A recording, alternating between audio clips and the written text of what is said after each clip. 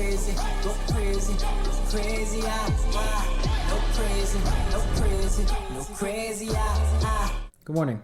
I'm, well, good whatever, I guess.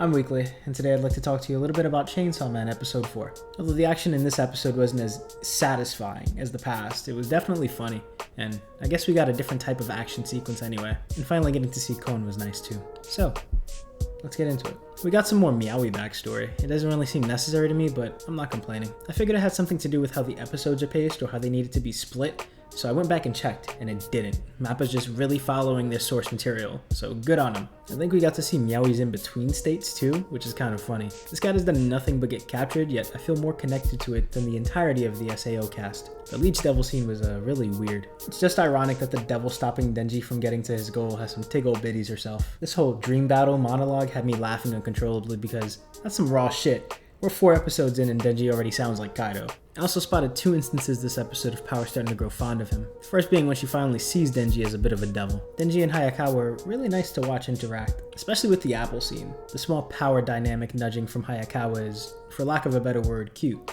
HAYA-KAWAII's morning routine is something that everyone should take note of. The fact that we can observe him on his path and enjoy his end goal along with him is great. I think it's intentional that every time we see HAYA-KAWAII by himself, he's taking his time, not only with the mornings, but with everything he does.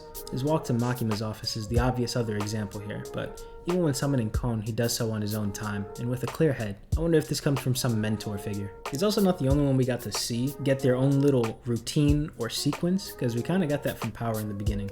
And as if to completely ruin all of HAYA-KAWAII's work, Power makes her entrance and immediately proves that she's the worst roommate to have. The third comment is something I unfortunately remember vividly, but on the bright side, it gives Denji and HAYA-KAWAII some semblance of camaraderie here. We all know at least 2 people on this team need to bond at some point, which is great because Power's clearly a team player by the end of the episode. She interrupts Denji mid-nug scrub to make good on her end of the deal. Although she's supposed to be rewarding him, it looks more like she's getting ready to collect. Unfortunately, the club music picks up just before the episode blue balls us. It's not that bad though, we're at least given another new ending. To which I have to say, Mappa, that's a lot of money you got there. It's a cool ending too, it kind of reminds me of the Chica dance from Kaguya-sama. I just can't believe we're starting the next episode with titty fondling. I'm also going to take a wild guess and say that Denji and Power are going to have way better chemistry than HAYA-KAWAII and either of the 2 of them. I do also like how Denji's character building is sort of happening in the background. He gave his little hero speech earlier this episode that basically amounted to, "Don't worry, I'm chill," but I figure his current attitude is why I'll be satisfied with his growth later on. Especially when we learn more about how much this devil inside of him is actually his own personality. I mean, this man's got all the reason to go full Akira.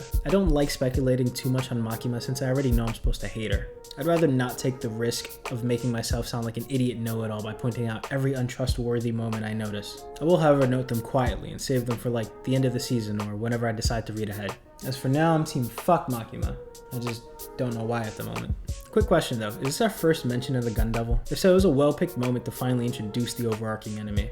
Yeah, that's pretty much it though. I'm looking forward to the next episode as always. There's no amount of Twitter analysis that's gonna ruin my enthusiasm for this series, I promise. Anyway, that's it for me. I hope you all have a great day. That Kenjaku video that was supposed to release like weeks ago has now become irrelevant due to some wild-ass reveal in Jujutsu Kaisen 202. So I'm reworking it into something else. I figured I collected enough information about the series to just gather something and make something else out of it confidently. But in the meantime, I'm going to try and get out a One Piece video instead since that's on a break week. And so yeah, watch out for that in the community posts. Either way, you have a great day. You be safe. Bye.